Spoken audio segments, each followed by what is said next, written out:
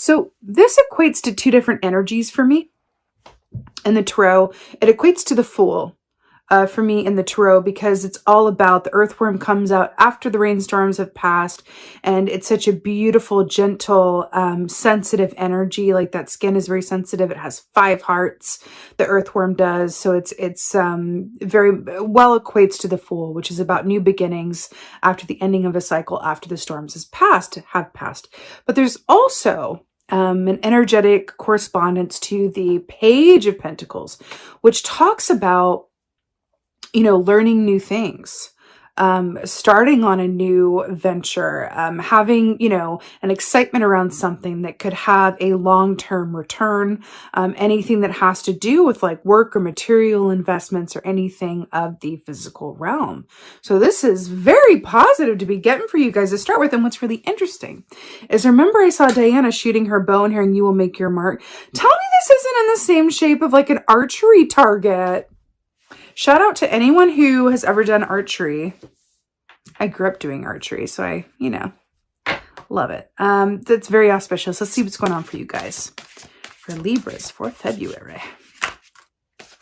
Oh my Lord. The Magician. I feel like I was just imbued with magical energy.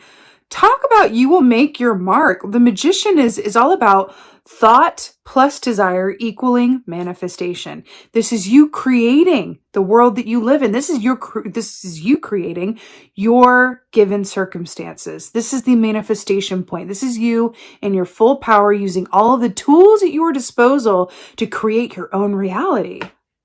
You will make your mark. And the Magician with the earthworm, stop, but don't stop. It's really good. See how the fox is about to pounce? That's what it feels like to me too. It's like you string back that bow and then that tension, and then letting the arrow go and trusting that it'll make its mark, right? It's like in The Hobbit when that guy has to like shoot the dragon, although I do not advocate the harming of any animals or dragons, but dragon was being very naughty, wasn't it? Releasing that like arrow and just making its mark and trusting it's going to hit. It's really cool. Ah, love it.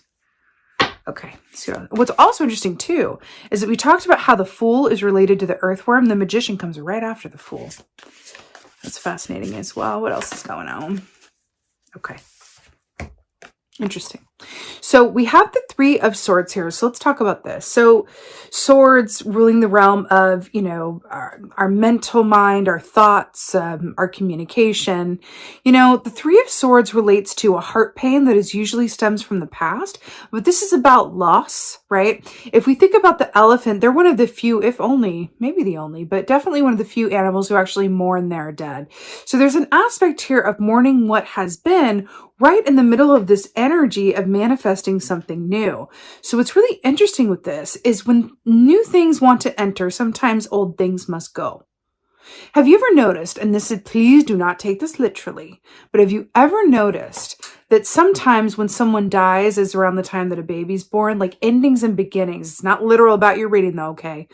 Sometimes endings and beginnings are really back to back. And I'm kind of feeling that with this, but even if it's not a literal ending, it could be mourning a way of life or something that was, and knowing that something new is going to come, as a result of that ending, or something is being excavated or repurposed from the past as a point of a new manifestation or something new. But I feel like it's an ending and beginning that are kind of back to back, but it is a loss. It is a source of mental tension right in the middle of this newness, which often is the way. Have you ever heard it's like the rain clouds back there? When it rains, it pours.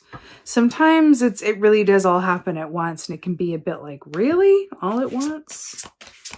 Let's see what else is going on.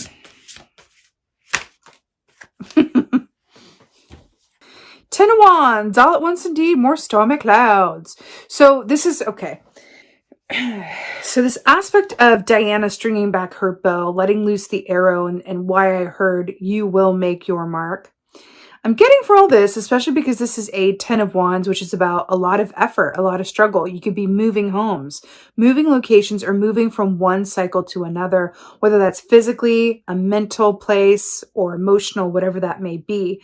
But this does denote to me, because of, what I saw with Diana, there's in the Magician here, there's something about trust and trusting that you may not see the returns of your efforts immediately, right? But sometimes you got to let loose that arrow and just trust that it's going to go on the path that you intend it to and that it's meant to. But this is about the closing of a cycle. It's maximum amount of effort. And whenever this comes up as well, I always want to say, don't be afraid to ask for help, whether that's from spirit, the universe, your guides, ancestors, or the people in your direct vicinity, really, saying, hey, can you help me with A, B, C, X, Y, Z? But it does feel like manifestation. But it's interesting because remember how I said that the earthworm comes out after the storms? And then we go from stormy clouds to actual rain. Interesting here. Let's get some clarifiers. Clarifier for the Magician. Two of Swords. I cannot tell you the number of times the Two of Swords has come out in this round of reading. So fascinating.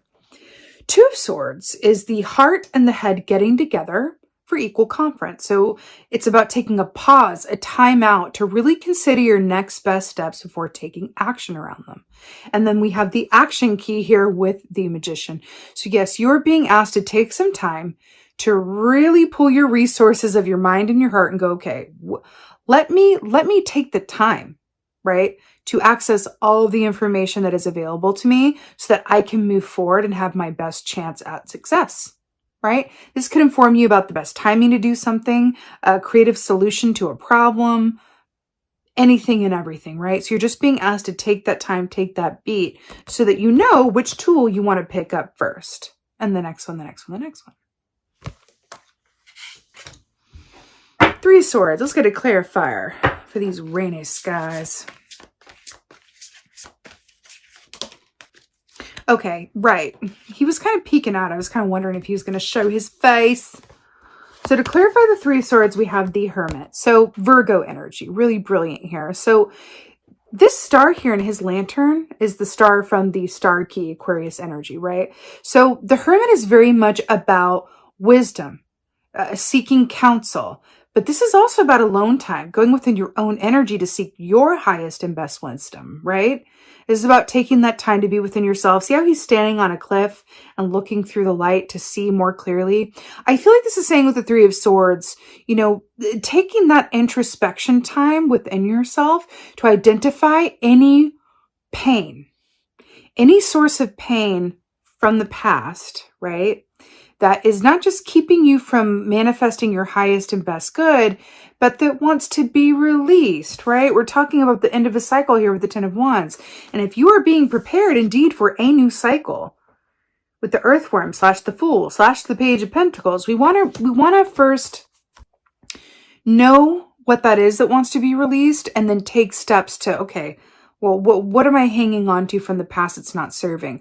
What am I afraid of?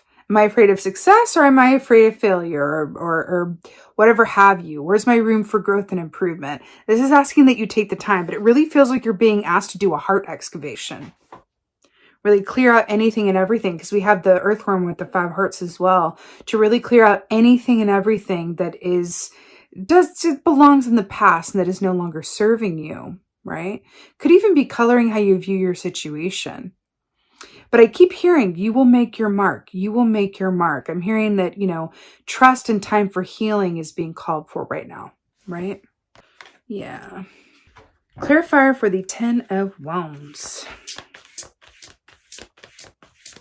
Remember, the Hermit comes before the Wheel of Fortune. So assume the Hermit position in order to allow the wheel to turn in your favor, right?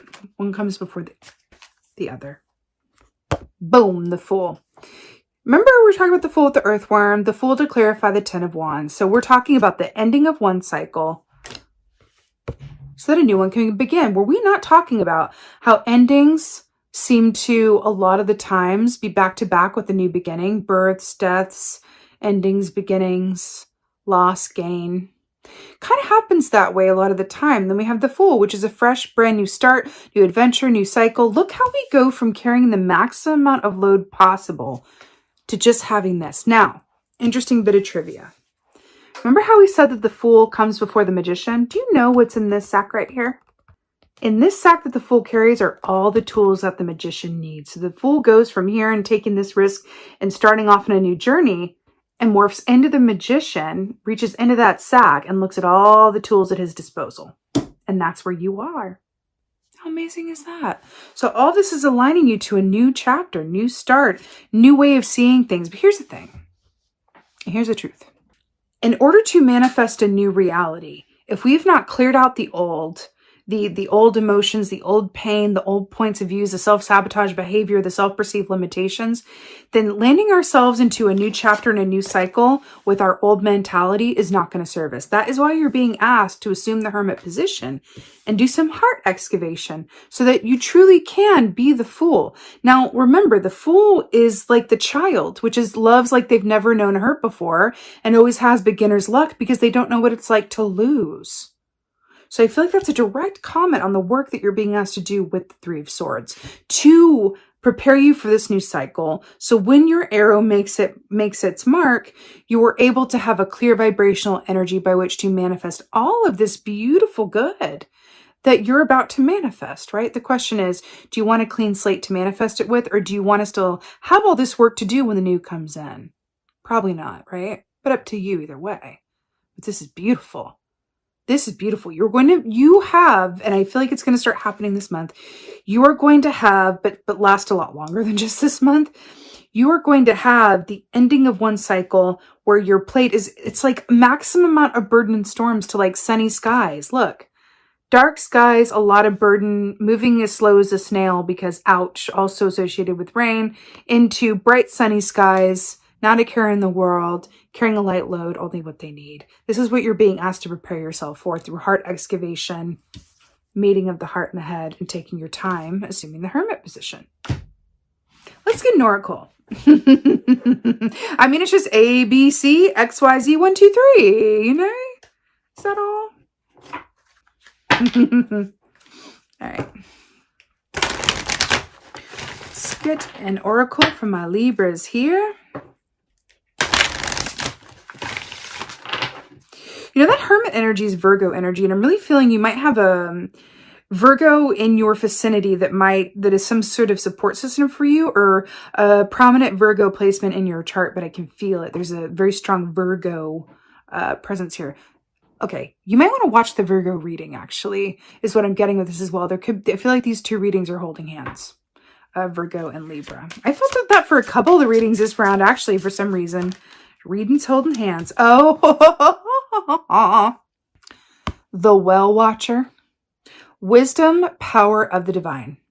Wisdom, power of the divine. Do you know the Well Watcher, that when you look at what this says in the book, that this is all about, you know, are you expecting the worst, or do you have positive expectations and kind of like well watching, kind of going, oh God, like what's going to happen next? Am I going to fall down this well? What's at the bottom of that? It's that kind of like lack of trust in the, you know, greater powers that be. So it's interesting when it says wisdom, and then we have the Hermit key, which is all about wisdom, and then power of the divine, letting loose that arrow and trust that it's going to make its mark. This is beautifully encapsulating everything that we've already said.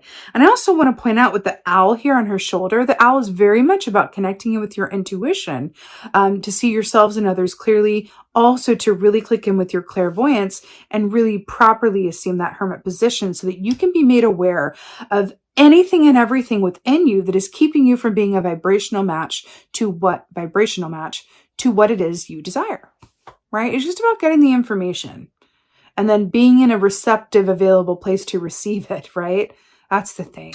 So the Well Watcher asks you to become very clear on how you can align your expectations to that of, you know, positivity, and also have that inner guidance and clarity that you can see all of the options available at your disposal and feel empowered by them as opposed to victimized, right? So it's brilliant.